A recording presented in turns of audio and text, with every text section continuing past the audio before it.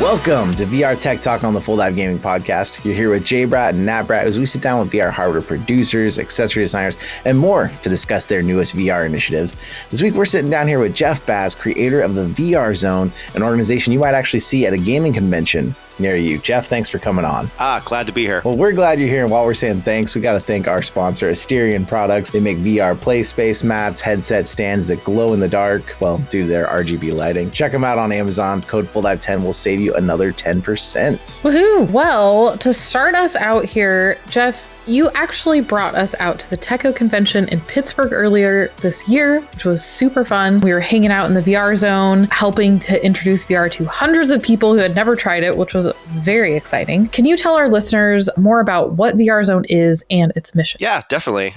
We had a lot of fun having you guys out at TECO. So my name is Jeff Bazadinsky. I'm the owner and operator of Baz LLC and VRZone. VRZone actually is an original content created at MAGFest, a music and gaming convention or festival right outside of Washington, D.C. in Maryland. So our show has been around for about 21, 22 years. And it's a huge culmination of just a bunch of nerds having fun, bringing video games and having, live music, live jams. It's anything and everything that you could think of, just mixing in music and gaming all together in one. So our show's been around for so long. I think we've amassed 24,000 people. So I think it's been very well resounded for so many years. But VRZone has been around for about 5 years, I think since 2019. And it's basically started off as a bunch of people bringing their headsets and their own personal computers. It's original land. Like everyone brings their own computers. Everyone brings their own board games. It's quite crazy. Right now, we have expanded our abilities outside of MAGFest, been able to replicate it at about 27 other shows in the last 2 years alone. So we have done, I think, a total 45 VR game rooms since we started doing it at MAGFest. Yeah, it's awesome. So awesome, especially for barely after COVID times. That's big numbers. We have been doing it before the pandemic, and I actually brought my own systems and had fun at other shows, just more or less like my personal stuff with my laptop. I think we found some photos this past weekend of 2018 with the original Vive. And we had my gaming laptop, which was like a 1060. We plugged in it, and I had one of those big ass batteries that was like 500 watts that provided 2 hours of gaming. And we had it in a cart, and we just shelved it around. So it was the original Quest. It was the mobile gaming device that was going around. It was like, okay, quickly put things on tripods, and then everyone play in your space, and then we'll just move it around. Okay, your turn. So we have these photos from 5 or 6 years ago doing this stuff at a convention just for shits and giggles.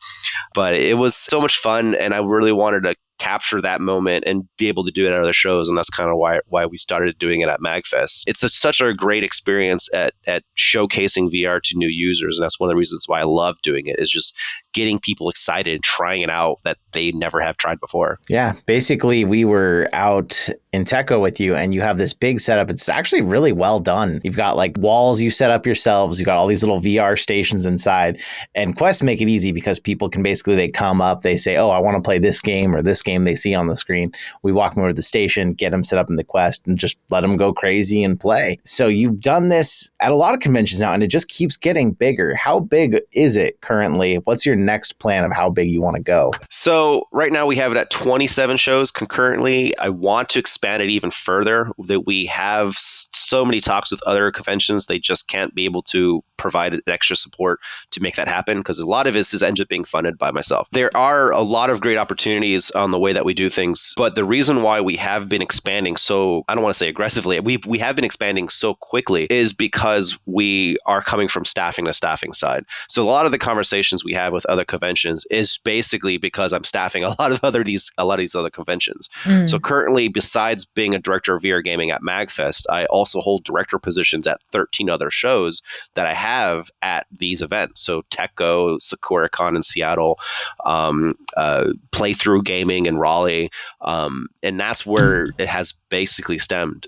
The event scene is really tightly woven. When you staff at a convention, you probably staff 3 others, and that's kind of how we finagle it, of just saying, hey, who's part of MAGFest that works at other conventions that would like to have this, what we do, especially when this is a free-to-play operation that people just enjoy and shows want to have it. but they don't necessarily know how to make it happen. Mm. And because we're well established and we've been doing this for many years, and I own all the systems, so I can do a lot of things without having to go to, a sponsor or a company and saying, hey, we need this, we need that. I go directly to the events and be like, hey, we can come in as staff and make this whole thing happen, and we just have a lot of fun. Because that's the great thing about this is we don't have a corporate sponsor, we don't have someone over our shoulder and saying, hey, we're the man and we want you to do this. We just want to have fun. It's just the core basics of just playing games. You just it's the old school LAN parties back in the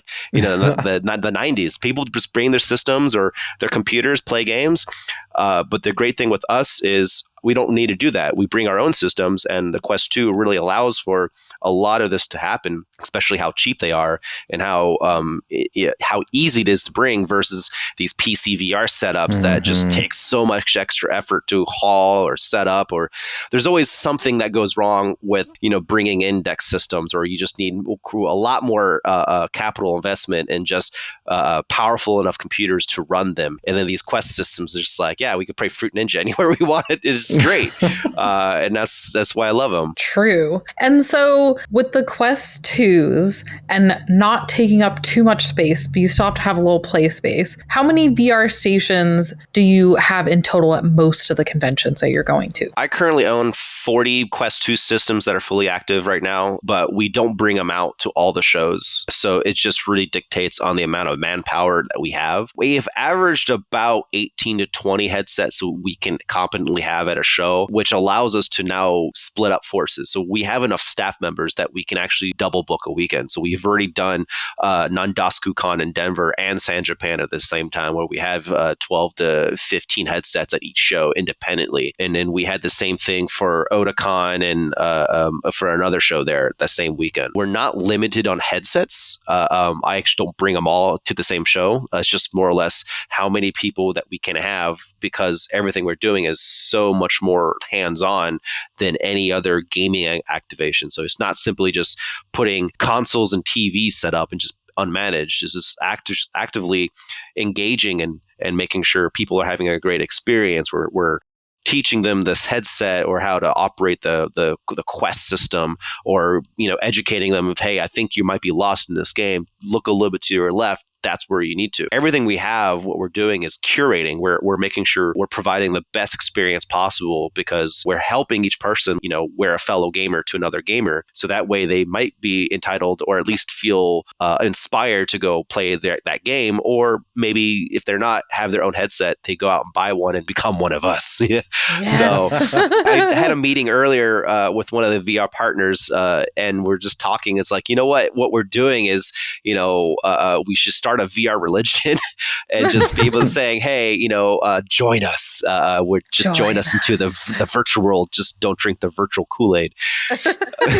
Well, it becomes evangelical because VR is so enjoyable. But one of the things that makes it really enjoyable is doing it with friends. And you're the first one I've ever seen pull it off. We actually had people in co-op games, in versus games. What went into making that happen in the middle of a huge convention hall? About a half of our shows, or even 2/3 of our shows, we have to fight to get internet to do anything. And sometimes we just don't do multiplayer games because of the lack of access for the internet. So I know for a fact that the Teco location that we were at, we were going to have a pretty good operation because of the T-Mobile 5G setup that I have.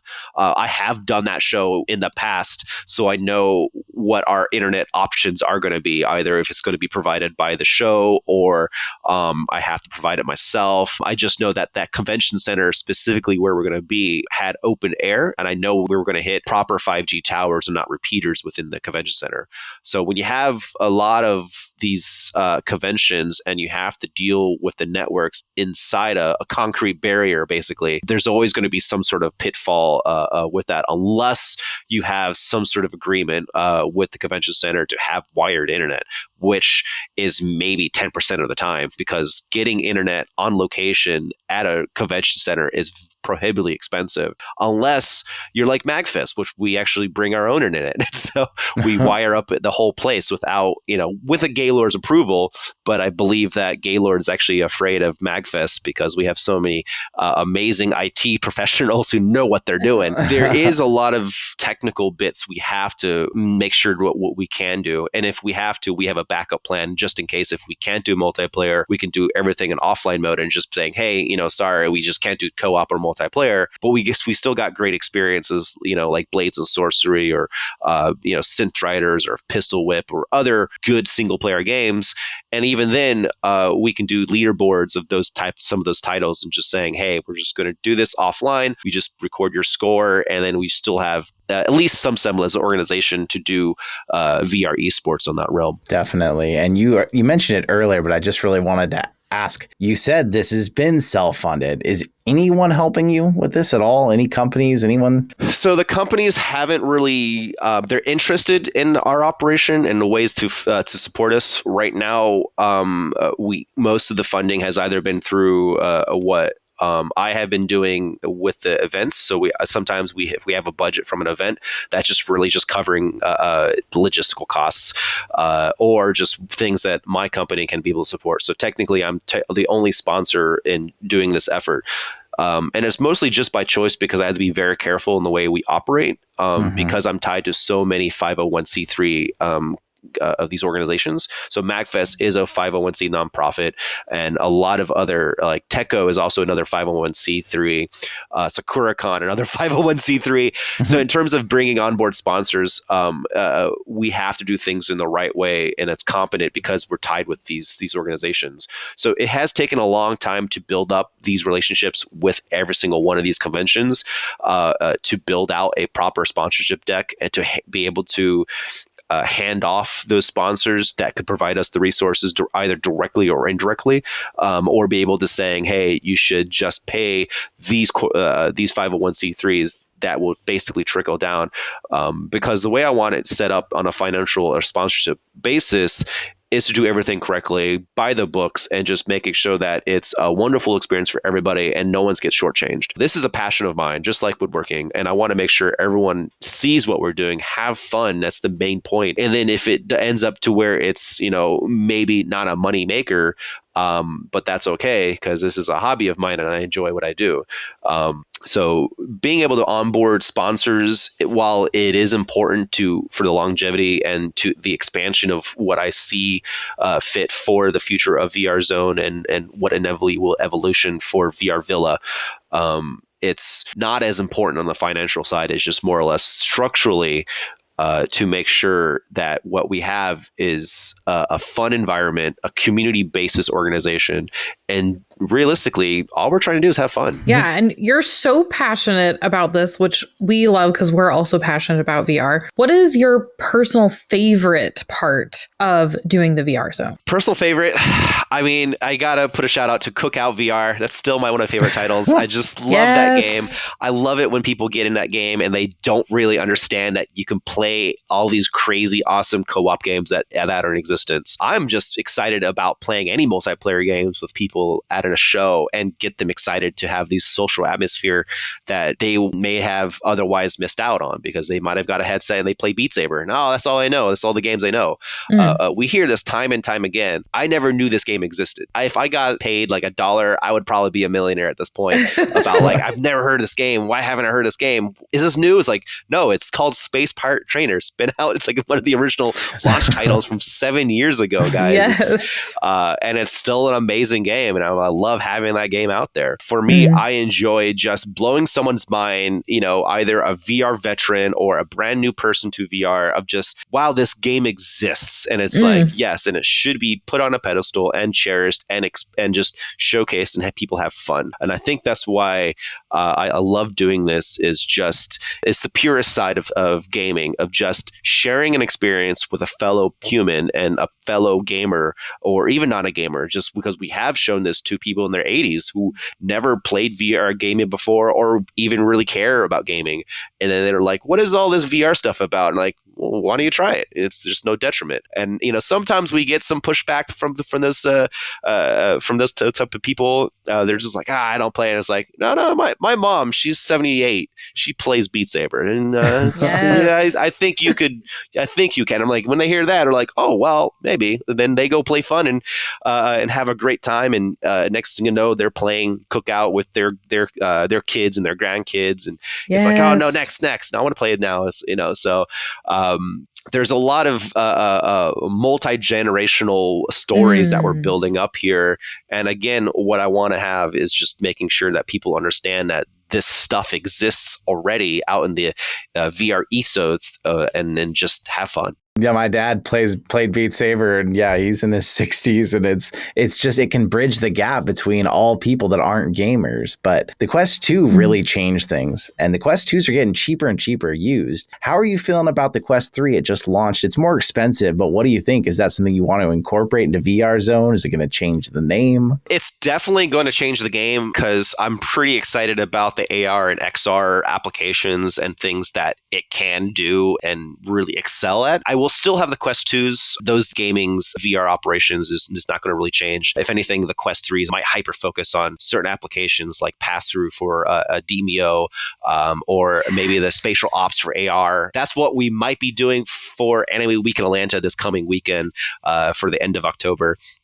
So Nice. if I can pull it off, I'll pull it off. If not, then we'll just turn everything back to like Pistol Whip or whatever. I do plan on having Quest 3s. I'm pretty excited about that. I don't have that in the books to have in the near future in the next couple of shows. We are hoping that we can come to a really good agreement with Meta, with things that we have in current talks with.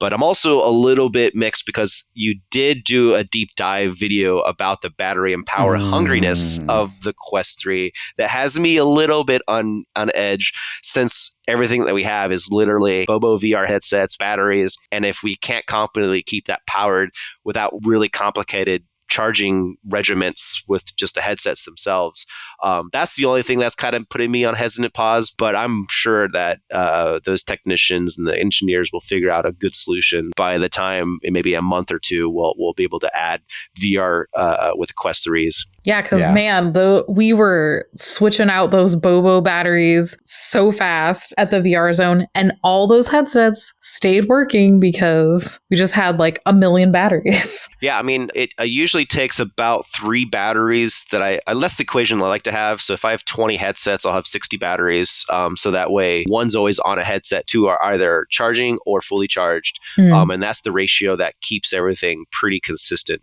That way, at the end of the day, we still have good battery life for anything. We have done it in the past where I used to do maybe 1 and 1 or 1 and 2, and then we just have a diminishing returns of keep operating. And sometimes it gets a little dicey at the end of the day when it's like, oh, it's getting close to midnight, and it's just like, oh, no one's coming to their 11 o'clock bookings. Like, thank God, because those systems are dead. Or we just be like, I'm sorry, we're going to have to plug this thing in, and you're just going to be tethered for the next 20 minutes. So it has enough charge, and we'll just pull it off and you have fun.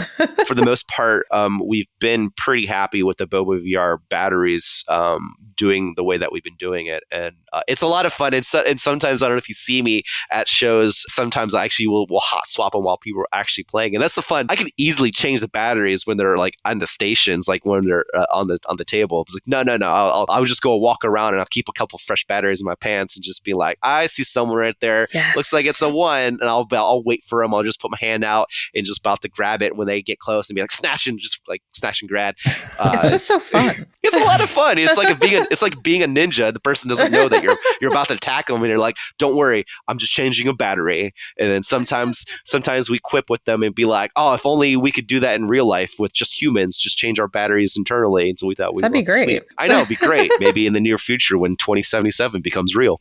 Yes. Well, I kind of want to know, what is the ultimate dream of VRZone if you had unlimited backing? What would it look like? Would it be like giant? Would it have Quest 2s and Quest 3s and PC? Like, what would it look like? The next evolution is going to be VR Villa. So it's going to encompass VRZone, which is strictly going to be the free-to-play arcade side. So the one thing I like what we do is we're trying to be inclusive to everybody. People who don't have any interest in competing at all, but still want to play games, co-op or multiplayer or just single-player experiences. If someone wants to go play until you fall for 3 hours in a corner, they can, but then have the VR esports side that I want to have, and then bring out some of our partners, like developers and accessory manufacturers at these shows, and make it like a mini tech demo of what the VR state of industry is at every single show that we have. And that would be part of the VR Villa. The main encompassing dream of what I want to have is establish VR game rooms every single show that I've ever wanted to dream.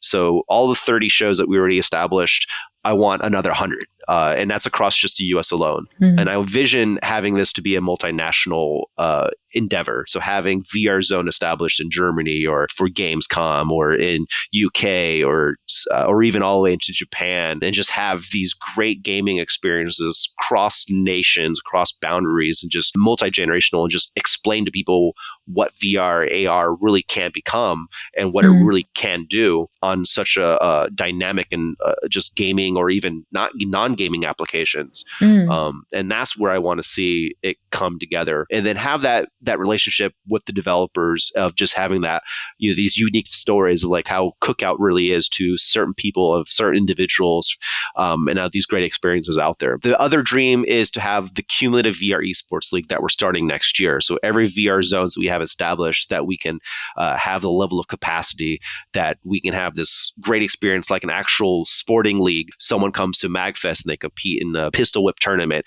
and say, hey, if you're really good, come to the next one and at the next show, and you compete there, and you start building up these podium points basically. And we structure it in a way that if you are really good, then we bring you out at the end of the year at the major final show, whichever that would be, at the end of the year.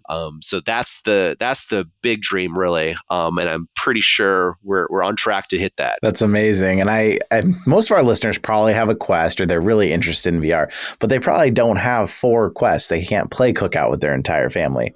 So I'm wondering, what are some of the spots you're hitting next? If some of our listeners are nearby, how could they find you? So they can go to our website at vrvilla.org, go to our events tab and see us. They can also join our Discord server and see where we are or interact with us. For everything that we do, I love talking with people or just educating people about this stuff, what we're doing where we're going to be at next. So they can learn more on our website, see some of the things that we have done, and then just play some games wherever we're going to be at. We are across the country, so we do shows in Seattle, we do shows in New York, all the way down in Texas. Most of the stuff I do is going to be in the East Coast because that's where I'm based at in North Carolina. Because of the way we operate, we're flight ready. We can go to any show that we can fly to, which is a great experience when you have 20 Quest systems in your checked luggage. Oh my gosh. Get caught by security. Well, it's fun going through TSA because I can't check in the Quest systems. They have to come on board with me. So taking Quest systems, I can fit 8 Quest systems in my backpack and then 12 in my check lug or my carry-on. And then all the batteries have to come on board with us too. Oh man.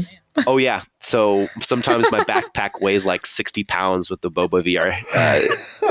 Yeah. Oh my gosh. And the TSA, they don't bat an eye because as long as it's following the rules, following the rules, like, just thinking what can we bring and not bring on a plane, or what can we check in and not check in. So there's a lot of logistical challenges when we have to fly to a show, and that does limit us in terms of what we can or cannot bring. So we can't really bring TVs on a plane, checked or otherwise. So I use these short throw projectors from Epson. And then I actually have the Brandon walls. I made our manufacturer to make me a custom one to be able to do the same setup for a projector screen.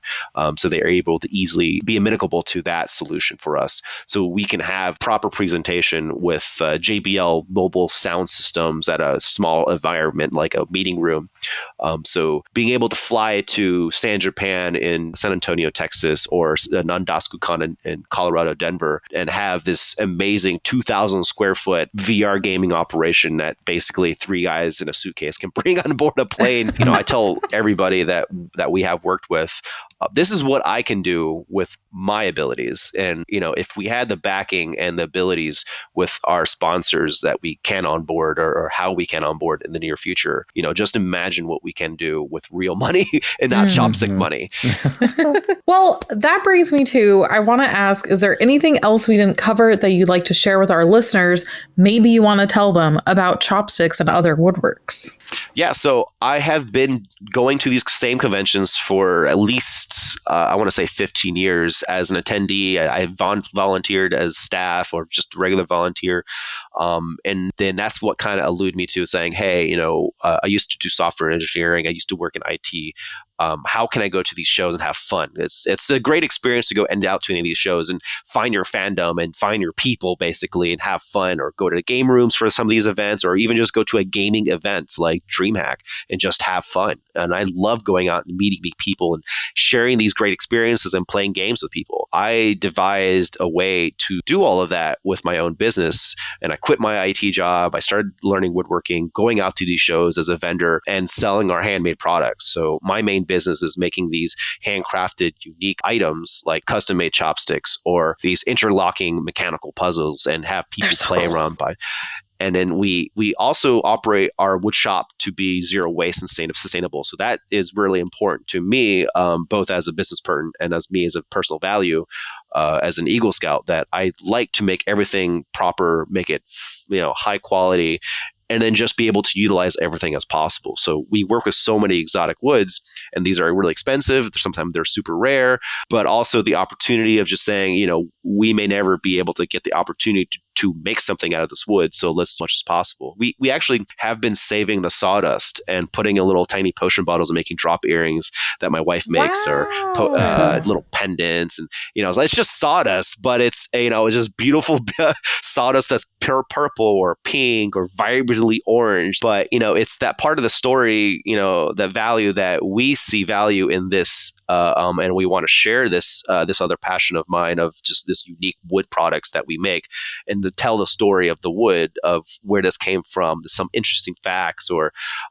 all these other things, but also the social aspect of what this wood really means on the cultural sense, and what it can do in terms of like the conversations piece that it can bring up, saying, hey, global warming or climate change, or zero waste initiatives that other companies are doing, or what our company's doing on a larger scale that is providing a benefit for humanity, or maybe not, and just saying, what are we doing as a society that is really hitting these goals or metrics that is important to me, like having zero waste, or just being carbon neutral, or maybe even carbon negative, that I speak as an engineer, and just figure out new ways. Because my entire passion is I want more engineers in the world and have more problems solved and make more problems for the world. The thing I would like to talk about a little bit more is, because I'm a crafter, because I'm an engineer, and we do make these mechanical puzzles, we actually work with other engineers from around the world that design these puzzles. So we make their puzzles into a physical realm. So I work with people that work at NASA and ESA and IBM and Microsoft and Google that actually talk with me. Hey, I made this design. Can you make this into real life? Or saying, yes, we could do this. Or, hey, talk to this other world-class designer who's in Japan or in Europe or whatever. And we are currently actively building these STEM programs based on what we are actually doing in my woodworking shop, and then actually start making some sort of initiative or goal to implement VR and AR applications with CAD and things like that, with next to our VRZone with our maker spaces that we're just getting off the ground. So there's a lot of cool stuff that you can do, not just VR gaming, but really cool applications that, if you wanted to do VR sculpting, you can actually use either like Google Tilt Brush or VR Sculptor and make something. And then there's a process where you can actually pipe that out and to an STL and 3D print what you actually created in a VR landscape, and that's a really cool, pipeline, and get, even kids or adults or young professionals really interested. It has an actual application tool of what you can do. So there's just so much stuff, and I want to make sure everyone understands, like, this is stuff that's here. This is not the future. It's now. And it's just getting even better and more refined just so quickly that it's hard for even me to keep up. And even then, the way that the VR industry is so segregated and, in their own little water hole, basically, it's hard to find some of this stuff out there. And we hear this all the time at every single show of like, I've never heard of this. I didn't know this existed. I didn't know that was over there. And sometimes even when I talk with you guys, it's like, I didn't know this game existed, like Meteoric. That's a great hand tracking game that I can't believe it's free. Yeah, it's amazing because, like you said, this stuff is here and people see VR. Oh, it's gaming, it's games. But like, there's so many real world applications. People don't even know. NASA astronauts are training in it. Doctors are doing surgeries in it, learning. And there's so much more. So it's a good gateway. Like, get people gaming in it, get them to want the headset. But then they learn what else they can do with it. The way they can spend time with their families across the world and feel like they're in the same room with them. It's really wild where VR is going to take us. I'm really excited where the Quest 3 can go. Mm-hmm. There's limited applications at this moment, but you can't really tell developers to make something when the platform's not there. So that's why the Quest 3 is so important, because it's the next generation and next evolution of where the VR and AR industry can really go and really shine. It may not have all the fancy features like what Pro or what the new Apple stuff is going to be for the eye tracking and things like that. Personally, I think the eye tracking stuff is going to be more or less a gimmick than anything. It's important. I think it's going to be cool down the road, but that technology is so expensive to implement, and it's kind of limited. But that AR, the XR stuff, where you can have that crazy pass through, where it just looks like you don't even have a headset on, I think that's going to really transcend the experience when people realize, like, you know what, it's $500. It sounds like a lot, but it's like, well, I mean, if you think about it, the technology, it was $1,500 a couple months ago. For sure.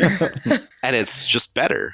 So I think if people are jumping into VR now, the Quest 3 is a really good option, but I don't want to limit people saying, if you're just if you're getting your toes wet, I still think the Quest 2 is a great option to have. And if you are lucky enough to not be in the US and you're in Europe, you have a Pico 4, Pico 5 opportunity. That's another thing that you can kind of dip your toes in as well. I think where the VR is going is just going to be really interesting in the next year. And I'm just really excited about what some of these VR developers are really cooking right now and seeing what they can launch either in the next 2 months or even early next year. There's a lot coming, and there's a lot this podcast applies to. I mean, if you're a developer out there and you've got a game that you want to get showcased at these events that can be shown to people who are brand new to VR, if you're someone out there who wants to get in the VR industry and maybe you want to be like, hey, Baz, hire me when you're in my city to come help you show off headsets. Or if you just want to learn more about what VRZone's trying to accomplish, esports and all that, you got a lot going on, Baz. I don't envy how many things you must have in your brain all the time you're working on. Oh, yeah. I mean, we've got a lot of different initiatives. I don't have a bandwidth for all of them, but that's why we do delegate, and I have a lot of people working with me and under me. But the main point is that, this takes a village. That's literally my tagline. For VR Villa, it takes a village. And we have people that are on staff that work at Epic and Ubisoft. We have people at Polyarc that has helped me in the past for other shows that have helped staffed us. There's developers all across the country, because everything with development wise is highly remote now. You got people that are all across the world, in fact, that can easily see what we're doing or stuff. So I invite all these developers, if you have the opportunity to come out and experience what the VRZone or the VR Villa has near your area. It's not a trade show. Everything that we're doing is public. We're creating mainstream out there. 28% of the people that have gone through our game rooms never tried VR before, so we're their first experience. We're cutting through all that slag, that misinformation about what VR really is, and just telling people one-on-one, genuinely, what game do you want to try? What piques your interest? Are you a shooter fan? Do you want to just slice some fruit? I mean, do you want to play as a multiplayer with your friends? And we don't hold back. We just tell them like it is. We have no no one too tied to of saying, hey, we're trying to make money here. It's like, no, we're not. This is just me having fun with you. What game do you want to play? And usually whenever they pick a game, it's like, okay, what do you want to play next? So we have a huge resurgence of people just coming back. It's like, I'm going to try this game now. It's like, perfect. And now the last couple of shows, we actually have switched our operation to be first come, first serve. So we're not doing a lot of appointment-based stuff, which means that we can have more headsets with the same amount of people. We just play as long as you like. The only detriment is if you want to change the game, you just got to go back in line. So it allows us to bring more headsets and more systems, and without having to incur more detriment of having to bring more people for our staffing. So if people want to play Cookout for an hour or two, they can. If people want to play, Space Pirate Trainer for 3 hours, trying to beat the top score guy, they can. So that's the great thing. I think where I want to get to is start getting people who are VR vets to come out to these shows and bring their own headset and be like, we got space over here for your bring your own headset on this side. If you need to check out some extra headsets with your friends who don't have headsets, you want to play together, then that's where I would like to see a lot of these shows. It's just realistically, space isn't a really limitation.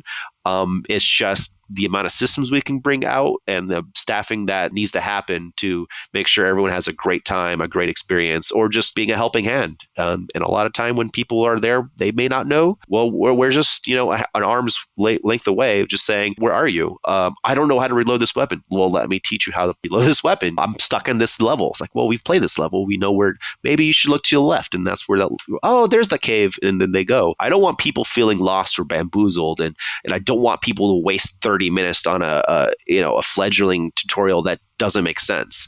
So when we're there, we provide all the experience. We teach every single person of how to play the game as though, we're teaching our mom as like, here, play this is how you play this game. And then making sure that, we're doing it in a way that they can understand and actually just play the game. So if we can teach everything in a couple of minutes, we will. And if it takes a little bit longer, then we will. I'm pretty excited about bringing more VR gaming out and more opportunities for team-based multiplayer games, which has been a big barrier for us. Not just to internet issues, it's just some of these games like Hyperdash, you have to be much more knowledge based to play that game competently with friends, or Pavlov. You just need to know the maps and stuff like that. So getting competition level of people, VR vets, is definitely what I want to go for. But it takes a lot of effort to make sure all of this happens on the production side and the logistics side. And then getting these people come out. They won't come out if they don't know that we exist. And not having a lot of opportunities to play VR at a show is what I want to, get to. Yes. And you are doing the Lord's work with spreading VR. So we're going to make sure that there's links in the description, the show notes. Anybody wants to learn what VRville is or where you're going next, how they can come find you. But Jeff, it's been an absolute pleasure once again to hang out with you, chat with you. Yeah, we will be doing a number of VR zones for the rest of the year. So we've got Anime Week in Atlanta coming up this coming weekend. We have NecoCon in Virginia. I believe we have YamaCon in Pigeon Forge, Tennessee. Surprise, surprise, we will be doing VRZone at DreamHack in Atlanta at the end of this year, which is probably going to be one of the largest VR zones that we have done thus far. So if you thought Techo was big, just imagine even bigger. So, I'll be there. I'll be at DreamHack. Yes. We're gonna have you and a couple other VR influencers out on show floor, and just have an amazing time. I mean that's one of the powerful things of what we have been doing and accomplishing is that ESL and DreamHack sees what we're doing and they're excited.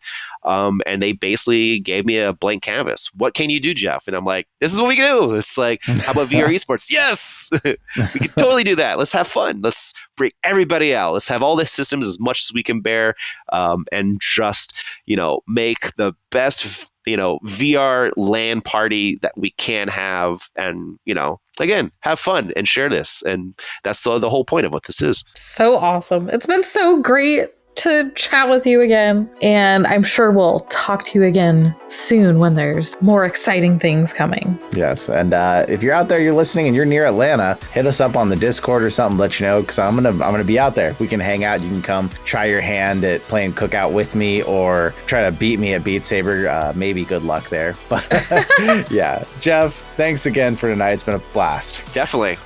Looking forward to seeing you guys in person again. Yes. Woohoo! And if you're out there, you're listening to the podcast, remember, come over to YouTube. You can see we've got footage from when we were at TechCo before. We've got stuff up on the screen showing you what VRZone looks like in person. And of course, if you're watching us already on YouTube, but you need more of us, take us on the go. We're on every podcast platform.